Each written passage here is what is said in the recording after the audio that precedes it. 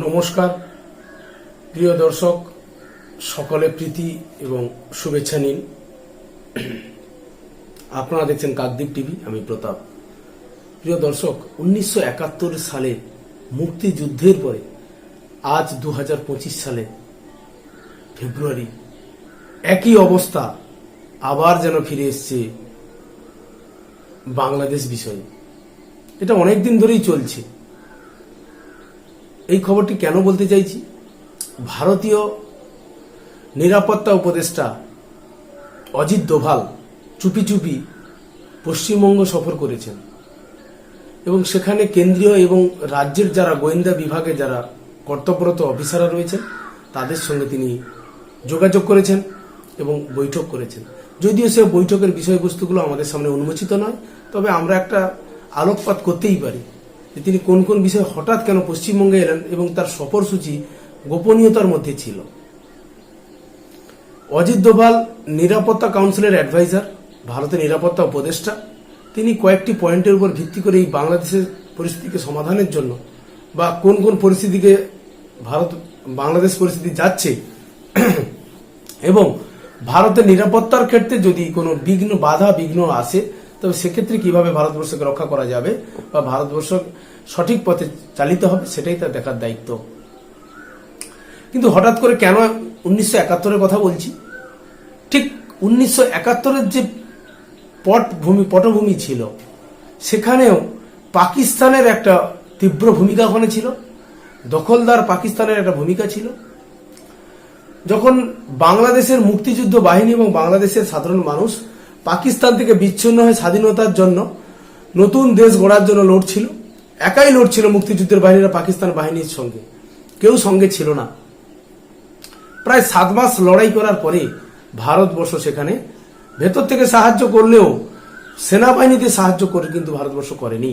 7 মাস পরে, মুক্তিযুদ্ধ শুরু হওয়ার 7 মাস পরে নভেম্বরের দিকে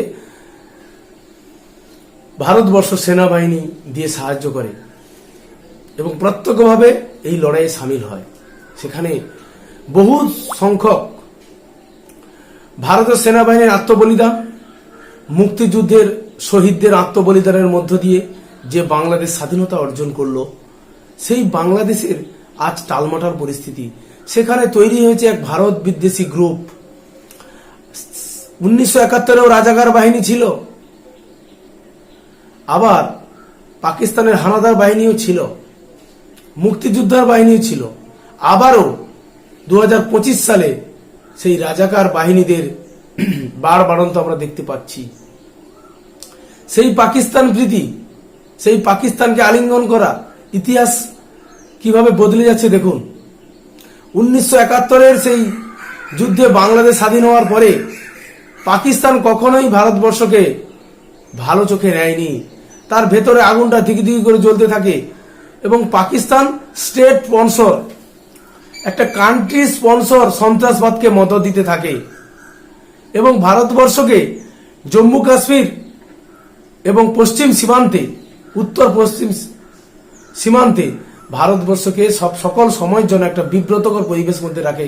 সেটা 1947 থেকে এবং তারপরে 1971 থেকে আজ পর্যন্ত যে সক্রিয় সহযোগিতায় বাংলাদেশ স্বাধীনতা অর্জন করলো, সেই বাংলাদেশ আজকে চাইছে ভারতবর্ষের যাবতীয় সমর্থন, যাবতীয় অবদানকে অস্বীকার করে পাকিস্তানকে আলিঙ্গন করতে।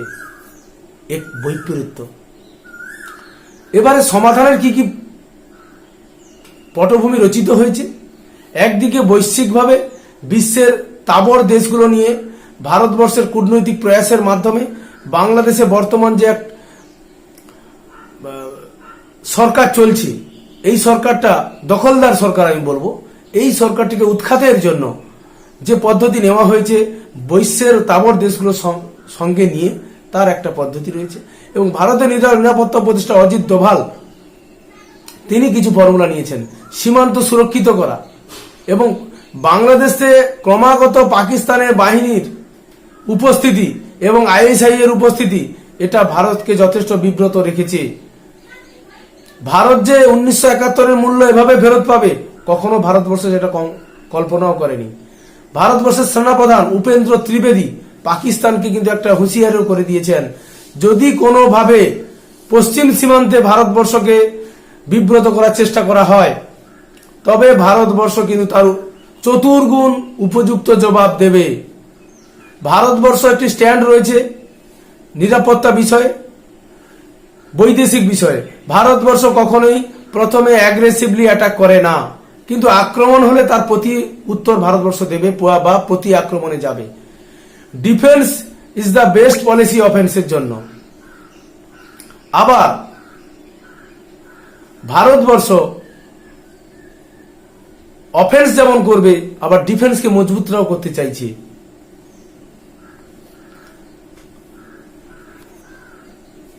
এই কারণে অজিত দোভালের যে ফর্মুলা, আস্তে আস্তে বাংলাদেশের সুর কিন্তু নরম হচ্ছে। বাংলাদেশের যতই মানুষকে ভুল বোঝাক না হোক না কেন, ভারতবর্ষের সঙ্গে নিবিড় সম্পর্ক ছাড়া বাংলাদেশের অস্তিত্ব বিলুপ্ত হতে পারে। ভারতবর্ষের সঙ্গে কূটনৈতিক এবং ব্যবসায়িক পরিপূর্ণ সম্পর্ক যদি বজায় না থাকে, তবে বাংলাদেশের কিন্তু আগামী দিনে দুর্বিহ জায়গা তৈরি হয়েছে। সে বিদ্যুৎ সংকট থেকে, জ্বালানি সংকট থেকে, নিত্য প্রয়োজনীয় দ্রব্যের থেকে, দেশের অর্থনীতি, দেশের ব্যবসা বাণিজ্য, প্রত্যেকটি সেক্টরে কিন্তু একটা সমস্যায় বাংলাদেশ পড়তে চলেছে। তাই বাংলাদেশকে এই জায়গা থেকে বের করতে গেলে যতই মানুষকে ভুল বোঝাক না কেন, এই রাজাকারদের বাহিনী, এই অপদার্থের বাহিনী, এরা সফল হবে না। তাই আগামীতে ভারতবর্ষের সঙ্গে সুসম্পর্ক বজায় রেখে পথ চললে নিশ্চিত বাংলাদেশের ভালো হবে। এইটুকু বলে আজকের প্রতিবেদন এখানে শেষ করছি। জয় হিন্দ, বন্দে মাতরম।